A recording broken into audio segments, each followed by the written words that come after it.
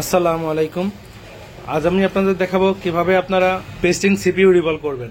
তো আমি যে ফোনটি রিভলভ করছি সেটা হচ্ছে স্যামসাং A03s। ফোনটার প্রবলেম হচ্ছে ফোনটির টাচে কাজ করে না। ডিসপ্লে ঠিকই আছে, অন্য ডিসপ্লে দিলেও কোনো টাচে কাজ করে না। তো দেখতে পাচ্ছেন আমি অলরেডি মাদারবোর্ড খুলে নিয়েছি। এইবার সিপিইউর উপরে যেই মানে টিনটা আছে সেই টিনটা সুন্দর মতো কেটে নেব। টিন পুরোপুরি তুলতে গেলে অনেক সময় দেখা যায় যে লাইনগুলো মিসিং হয়ে যায়, তাই আমি টিনগুলো কেটে নিলাম।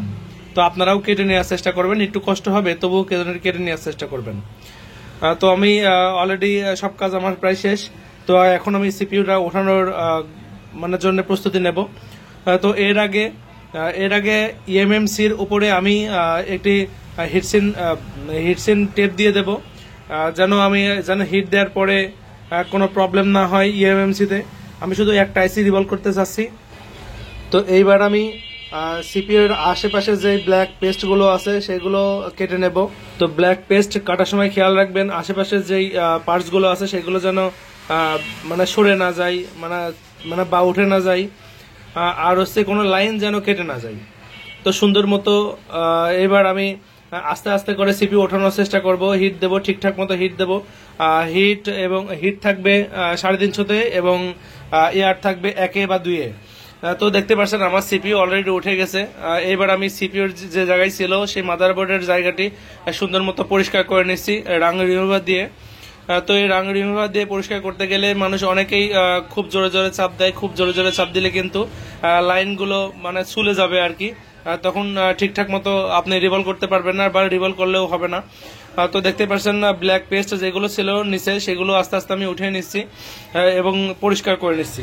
একটা কথা মনে রাখবেন, আপনি রিভলভ করতে গেলে যত পরিষ্কার করে কাজ করবেন আপনার কাজ তত সফল হবে।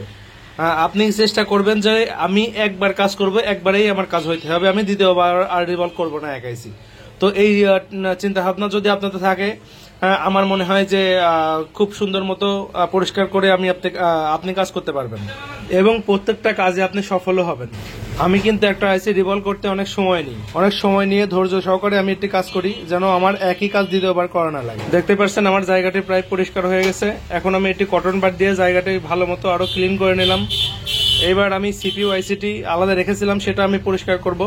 উপরে যেই ব্ল্যাক পেস্ট আছে সেটা আমি রাং রিমুভার দিয়ে ডোলে ডোলে তুলে ফেললাম। এই ব্ল্যাক পেস্ট গুলো তোলার জন্য আপনারা তারের যেই ব্রাশ আছে সেই ব্রাশটা রাখবেন, ওইটা দিয়ে ডলা দিলে খুব সহজেই উঠে আসে।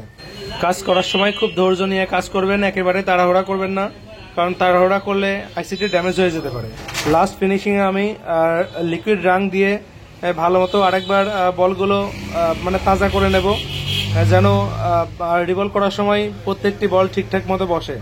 ভিডিওটি ভালো লাগলে অবশ্যই ভিডিওতে একটি লাইক দেবেন এবং কমেন্ট বক্সে আপনাদের মতামত জানাবেন এবং চ্যানেলটি সাবস্ক্রাইব করে পাশে থাকবেন। এবার আইসিটি রিভলভ করার পালা। আমি রিভলভ প্লেটে অলরেডি আইসি বসিয়ে নিয়েছি। বসিয়ে আমি মাইক্রোস্কোপে দেখছি যে আমার মানে কোন কোন লাইনে ময়লা আছে, ময়লাগুলো তুলে নিলাম। পরবর্তীতে আমি রিভলভিং পেস্ট দিয়ে ভালোভাবে ডলে ডলে সব জায়গায় ঠিকঠাক মতো লাগিয়ে দিলাম। তো লাগানোর পরে আমি একটি পরিষ্কার তেনা দিয়ে পরিষ্কার করে নেব। আপনি রিভলভিং পেস্ট লাগানোর আগে কৌটা থেকে পেস্ট নিয়ে এটি পরিষ্কার তেনায় সেই পেস্ট নিয়ে একটু চাপ দিবেন। চাপ দিয়ে যেই পানিগুলো থাকবে সেগুলো শুকিয়ে নেবেন। শুকিয়ে নিলে কি হবে, আপনার বলগুলো ডবল হয়ে যাবে না, তারপরে সুন্দর মতো ঠিকঠাক জায়গায় বসে যাবে, ভালো মতো বল হবে। তো এইবার আমি সন্না দিয়ে দুই সাইডে ধরবো, ধরে আমি হট গান দিয়ে সুন্দর মতো হিট দিয়ে আমি বলগুলো বানিয়ে নেব। তো হিট দেওয়ার সময় হট গানের হিট রাখবেন 320 থেকে 340-এ। তো বল হয়ে যাওয়ার পরে আপনারা সার্জিক্যাল ব্লেড বা নর্মাল ধারের ব্লেড দিয়ে উপরের যে বলগুলো ছোট বড় হয়ে থাকে সেগুলো সমান করে নেবেন। এরপরে আবার সুন্দর মতো পেস্ট লাগিয়ে দিবেন। এরপর আগের মতো আইসির দুই পাশে সন্না দিয়ে ধরে হটগান দিয়ে হিট দিয়ে আবার বল করে নেবেন। তো বল হয়ে গেলে যেই পেস্ট আমরা সচরাচর ইউজ করি যে কোনো কাজের ক্ষেত্রে, তো সেই পেস্ট উপরে একটু লাগিয়ে নেবেন, লাগিয়ে আবার হিট দিবেন, দেখবেন বল আরো চকচকা হয়ে যাবে। দেখতে পাচ্ছেন আমার রিভলভ করা অলরেডি কমপ্লিট। এবার আমি থিনার দিয়ে মানে আইসিটি ভালোভাবে পরিষ্কার করে নেব। আর এই আইসি রিভলভ করতে আপনারা কিপটামো করবেন না, যেই টুলস গুলো দরকার হয় বা যে জিনিসগুলো দরকার হয় সবগুলোই কিনবেন। আর যদি আপনার কাছে মাইক্রোস্কোপ থাকে সেক্ষেত্রে কিন্তু কাজ আরো বেশি সহজ হয়ে যায়। আমার আইসিটা কিন্তু বর্তমানে লাগানোর জন্য প্রস্তুত হয়ে গেছে। তো আমি এখন মাদারবোর্ডে যেখানে আইসিটা বসাবো সেই জায়গায় রজন সুন্দরভাবে চারি সাইডে লাগিয়ে নিচ্ছি। তো এই রজন লাগানোর কারণ হচ্ছে আমি যখন আইসিটা বসাবো তখন আমার হিট দেওয়ার সময় আইসিটি সরে নড়ে যাবে না, আইসিটা স্থির থাকে। হিট দিলে মানে আইসিটা জায়গা মতো ঠিকঠাক মতো বসে যায়।